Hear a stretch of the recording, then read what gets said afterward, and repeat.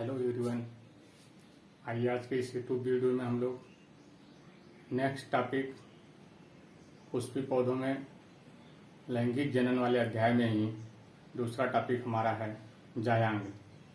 जायांग पुष्प का चौथा चक्र होता है।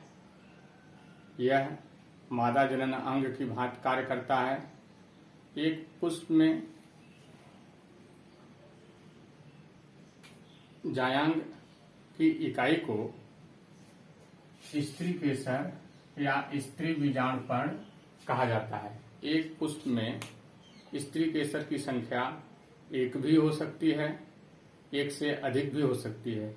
जब सिर्फ एक रहती है संख्या स्त्री केसर की, तो ऐसे फ्लावर को मोनोकार्पेलरी कहा जाता है।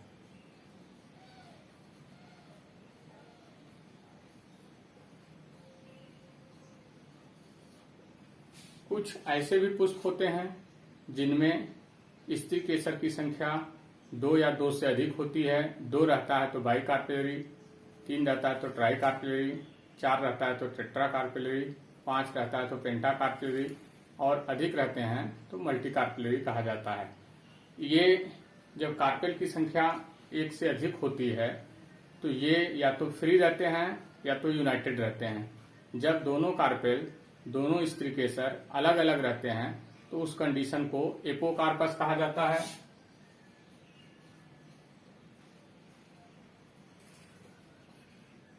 और जैसे मदार में एपोकार्पस कंडीशन पाया जाता है। 2 कार्पेल होते हैं, 2 स्त्री केसर होते हैं, दोनों अलग अलग होते हैं। इसलिए मदार में जब भी आप देखेंगे एक साथ 2 फल लगे होते हैं, तो एक कार्पेल से एक फल विकसित होता है, दूसरे कार्पेल से दूसरा फल विकसित होता है।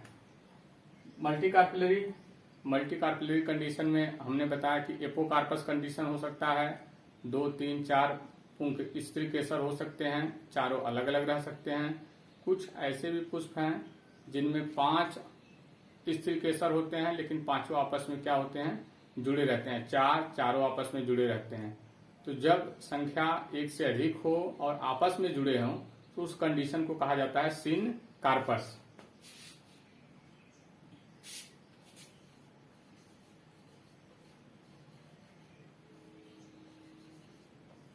गुड़हल में देखेंगे आप 5 स्त्री केसर होते हैं, पांचों आपस में जुड़े होते हैं, इसलिए पेंटाकार्पेलरी तथा सिन कार्पस कंडीशन कहा जाता है। यदि हम एक प्रारूपिक स्त्री केसर की संरचना को देखें तो उसमें इस तरीके की संरचना होती है। सबसे नीचे की तरफ जो फूला हुआ भाग है यह आपका अंडाशय कहलाता है। अंडाशय के ऊपर पतली धागे जैसी संरचना आप देख रहे हैं, इसे वर्तिका कहते हैं। और वर्तिका का शीर्ष भाग जो होता है वह वर्तिकाग्र या स्टिग्मा कहलाता है। वर्तिकाग्र बाहर से आने वाले परागकणों के लिए प्लेटफॉर्म उपलब्ध कराता है। परागकण जो आते हैं इसी के ऊपर आकर के बैठते हैं, मैं समझता हूं। और अंडाशय के अंदर गोल सी संरचनाएं 1 या 1 से अधिक पाई जाती हैं। इन गोली संरचनाओं को कहा जाता है बीजांड या ओव्यूल। अगले वीडियो में हम लोग, अगले टॉपिक में हम लोग बीजांड के बारे में पढ़ेंगे, बीजांड क्या होता है। आइए अपने पाठ्यक्रम में हम नेक्स्ट टॉपिक जो है वो है बीजांड, जिसे गुरु बीजांड धानी भी कहा जाता है। ओविल या मेगास्पोरोफिल, ये बीजांड का यलियस है, लॉन्गिट्यूडिनल सेक्शन। सबसे नीचे बीजांड का डंठल दिखाई दे रहा है। बीजांड के डंठल को फ्यूनिकल या बीजांड वृंत कहते हैं। जिस तरीके से पत्ती के डंठल को पर्णवृंत, पुष्प के डंठल को पुष्प वृंत, उसी तरीके से बीजांड के डंठल को बीजांड वृंत कहा जाता है। इसी बीजांड वृंत की सहायता से ही बीजांड पुष्पासन से जुड़ा रहता है। बीजांड वृंत का डंठल बीजांड से जिस स्थान पर जुड़ता है वह स्थान आपका हाइलम या नाभिका कहलाता है। बीजांड का जो मुख्य भाग है, ये आपका मुख्य भाग है जो मृदु ऊतक कोशिकाओं का बना होता है, इसे बीजांडकाय कहा जाता है। बीजांडकाय के चारों तरफ आवरण होता है कुछ पौधों के बीजांड में एक आवरण होता है, कुछ पौधों के बीजांड में 2 आवरण होता है। यहाँ पर हमने 2 आवरण बनाया हुआ है। इस आवरण को अध्यावरण कहा जाता है। अध्यावरण जहां से निकलते हैं, यहां से देख रहे हैं अध्यावरण की उत्पत्ति हो रही है, तो जहां से अध्यावरण निकलते हैं उस स्थान को शैलजा या निभाग कहा जाता है।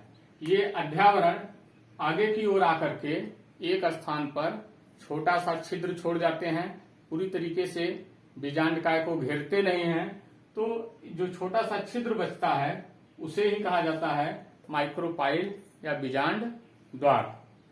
बीजांड के अंदर एक छोटी सी गोली सी संरचना दिखाई दे रही है जो 7 कोश की 8 केंद्र की संरचना है। इसको हम एम्ब्रियो या भ्रूण कोश कहते हैं, एम्ब्रियो सैक या भ्रूण कोश कहते हैं। अब अगले टॉपिक में हम लोग इसी एम्ब्रियो सैक के बारे में पढ़ेंगे, मेगास्पोरोजिनेसिस। आइए अगला टॉपिक हम देखते हैं, गुर बीजाणु जनन। अंग्रेजी में इसे कहते हैं मेगास्पोरोजिनेसिस। गुर बीजाणु जनन की परिभाषा कैसे देंगे आप? गुर बीजाणु मात्र कोशिका से अर्धसूत्री विभाजन के द्वारा गुर बीजाणुओं के निर्माण की क्रिया को गुर बीजाणु जनन कहा जाता है।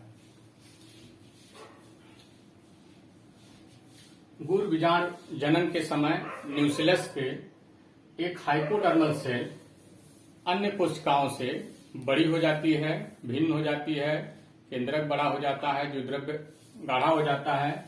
इस कोशिका को कहा जाता है प्राइमरी आर्कीस्पोरियल सेल।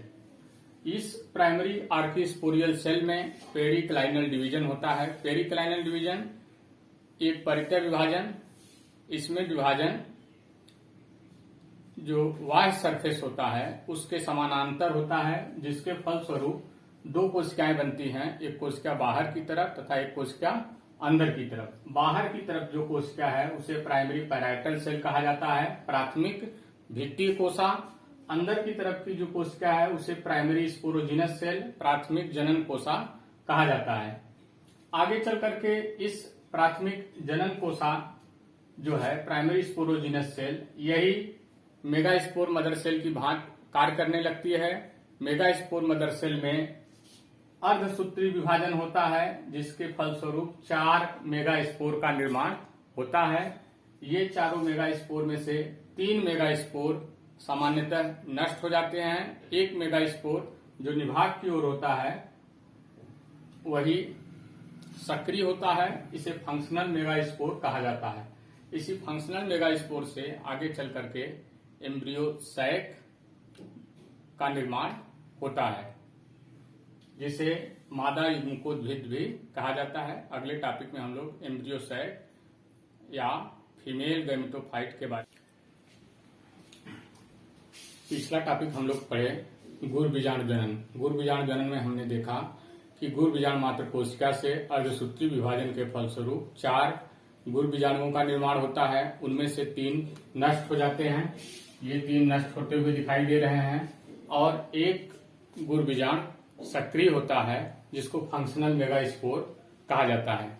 इस फंक्शनल मेगास्पोर चूंकि गुर बीजाणु अगुणित होता है, अब इसमें सूत्री विभाजन के द्वारा इसका केंद्रक विभाजित होकर के 2 केंद्रक बनाता है। एक ध्रुव की ओर, दूसरा दूसरे ध्रुव की ओर जाता है।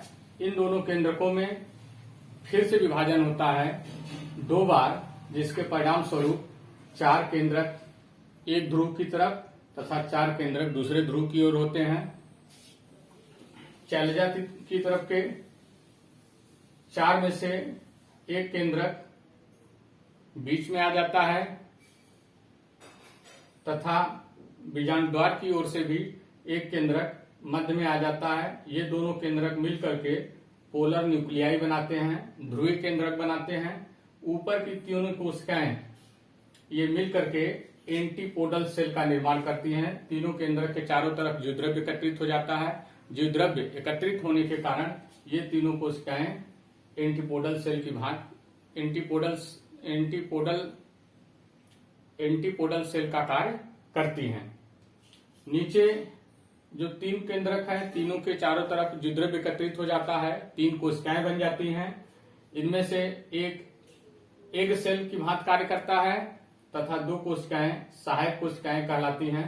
सहायक कोशिकाएं निषेचन के दौरान पराग नलिका का पथ प्रदर्शन करती हैं, उसके मार्ग को निर्धारित करती हैं और इस प्रकार एक परिपक्व भ्रूणकोश में मादा युग्मकोद्भिद में आप देखेंगे कि 7 कोशिकीय 8 केंद्र की संरचना है।